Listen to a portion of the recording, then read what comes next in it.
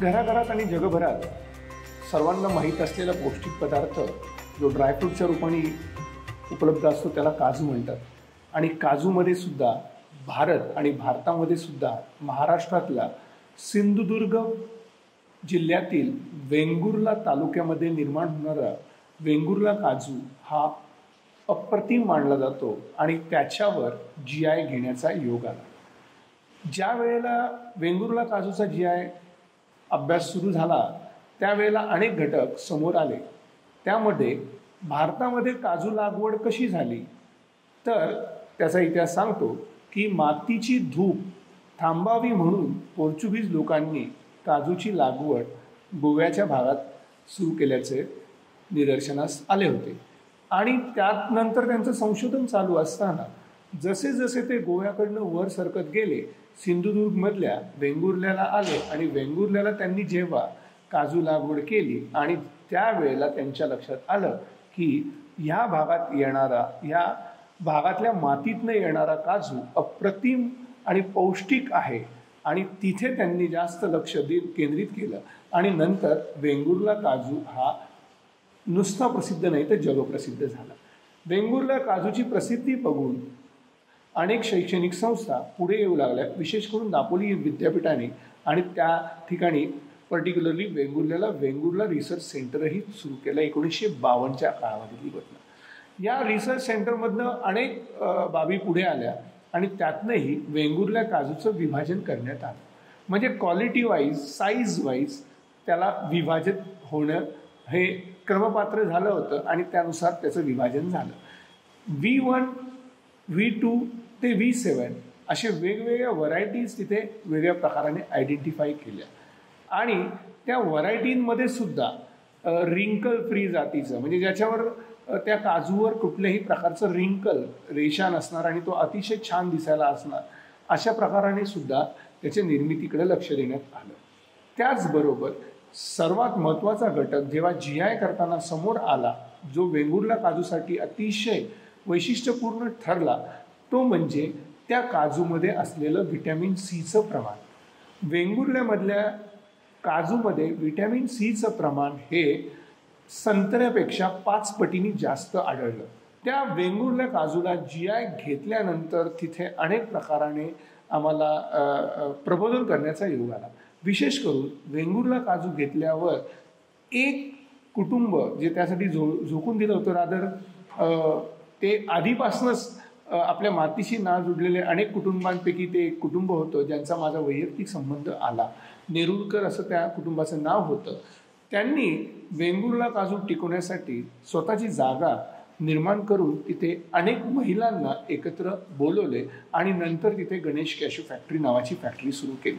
जवळपास तिथे 100 महिला हे काजू प्रोसेसिंगमध्ये नंतर जोडल्या गेल्या. आणि जसं जसं वेंगुर्ला काजूचा GI मिळाला त्याचं पब्लिकेशन किंवा त्या म्हणूयात ऑफिशियल गॅजेटमध्ये गव्हर्नमेंटचं झालं त्यांना डिमांड वाढायला लागली आणि त्या रोजगार निर्मितीमध्ये वाढ होत गेली. वेंगुर्ला काजू GI झाल्यानंतर दुसरा आम्हाला मिळालेला ज्याला म्हणूयात यशाची नोंद ती होती एक गुगळे नावाचा मुलगा जो कोकणातनं पर्टिक्युलरली सिंधुदुर्गमधनं शिकत बाहेर येऊन MBA होऊन मुंबईमध्ये तो जॉबला होता. जसं त्याच्या वाचण्यात माहितीत आलं की अरे आपला हा वेंगुर्ला काजू हा वैशिष्ट्यपूर्ण आहे आणि त्याला GI मिळाला आहे आणि तो लोकांच्या गरजा चांगल्या भागू शकतो त्याचबरोबर आपल्या इथे कोकणातही रोजगार निर्मिती करू शकतो तर त्यांनी मुंबईचा जॉब सोडला आणि त्या आपल्या गावाच्या तिथल्या हायवेला एक दुकान टाकलं आणि त्या दुकानामधनं त्यांनी ती काजू विक्री सुरू केली. त्याचबरोबर प्रमोशन सुरू केलं. तिसरा बोगटे नावाचे एक गृहस्थ होते जे काजूच्या ह्या प्रक्रियेमध्ये टिकून टक ढिगून होते. वास्तवात काजूच्या बाबतीत अनेक प्लस मायनस म्हणूयात आपण घटक घडत होते. आपल्या कदाचित काही मंडळींच्या वाचण्यातही आलं असेल की चीनने व्हिएतनामला जी प्रोसेस युनिट दिलं काजूचं ते अतिशय निम्म्या खर्चामध्ये उपलब्ध करून दिलं. त्यामुळं काजू प्रोसेस जी गणित होती ती निम्म्या कॉस्टवर आली होती. अशा वेळेला व्हिएतनामवरनं येणारा काजू हा जवळपास निम्म्या किमतीमध्ये भारतात उपलब्ध व्हायला सुरुवात झाली होती. अशा ह्याच्यात जे चॅलेंजेस आपल्या काजू इंडस्ट्रीसमोर भारतातल्या उभं राहिलं होतं ते म्हणजे जर स्वस्तातला काजू येतोय तर आपला काजू टिकणार कसा. मग ह्या वेळेला ज्याला जेणेकरून आपला हा क्वालिटी टॅग जिथे आपल्याला GI मिळाला, ज्याच्या माध्यमातून आपण सांगू शकत होतो कम्पॅरेटिव्हली की हा काजू, आपला वेंगुर्ल्याचा काजू हा व्हिटॅमिन C मध्ये फार मोठ्या प्रमाणात उपयोगी आहे, हा इथल्या मातीतला वैशिष्ट्यपूर्ण काजू आहे, याला पोर्चुगीजांच्या त्या काळातनं सुद्धा मान्यता होती आणि तो त्या मातीतले गुणधर्म त्या काजूला देत होता. अशा वेळेला ह्या काजूनी इवन जरी सुद्धा व्हिएतनामचा जो स्वस्तातला काजू येत होता तरी सुद्धा तग धरला आणि बोगटे या सद्ग्रस्तांनी त्याला तर याच्या पलीकडे घेऊन गेले की तिथल्या काही ज्या म्हणून NGO आहेत, ज्या नॉन गव्हर्नमेंट ऑर्गनायझेशन जे स्वयंसेवी संस्था आहेत, त्या स्वयंसेवी संस्थांना तिथल्या अनेक अपंग किंवा तत्सम मुलांना रोजगार यावा म्हणून त्या प्रोसेस इंडस्ट्रीचा भाग त्यांनी करून गेला. कणकवली या भागामध्ये गोपुरी आश्रम नावाचा गोपुरी आश्रम कार्यरत होता अनेक वर्षांपासून आणि तो काजू प्रोसेसिंग युनिट किंवा काजूच्या प्रक्रियेच्या इतर भागासाठी अनेक वर्षांपासून काम करत होता. त्या गोपुरी आश्रमाने अनेक व्यक्तिगत ज्याला म्हणूयात प्रशिक्षण काजू प्रक्रियेचं द्यायला सुरुवात केली.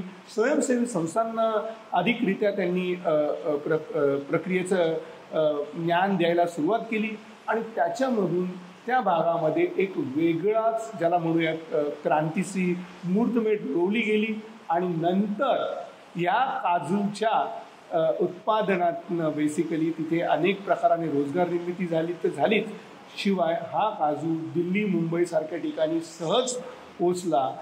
याच्याही व्यतिरिक्त एक या काजूची महती GI जी वाढत गेली होती त्याला युरोपियन समूहाकडनं विशेष करून त्याची सक्सेस स्टोरी करण्यासाठी निमंत्रण आलं आणि हा काजू घेऊन युरोपियन समूहाच्या माध्यमातून इथली मंडळी पर्टिक्युलरली नेरुरकर, बोगटे या मंडळींना मला थायलंडला घेऊन जाण्याचा योग आला आणि हा काजू थायलंडमधल्या बँकॉकमध्ये भारताचा GI म्हणून मोठ्या प्रमाणात मांडणी करण्यात आला.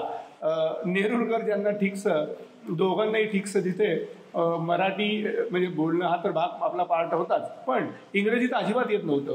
त्यांनी पहिल्यांदाच 8 दिवसात त्यांना पासपोर्ट मिळाला काय, ते बँकॉकला आले काय आणि तिथून आपण आपला हा GIचा वेंगुर्ला काजू आंतरराष्ट्रीय समुदायासमोर मांडला काय, ही एक अलौकिक अशी कोकणातल्या वेंगुर्ल्या GIची यशोगाथा होती.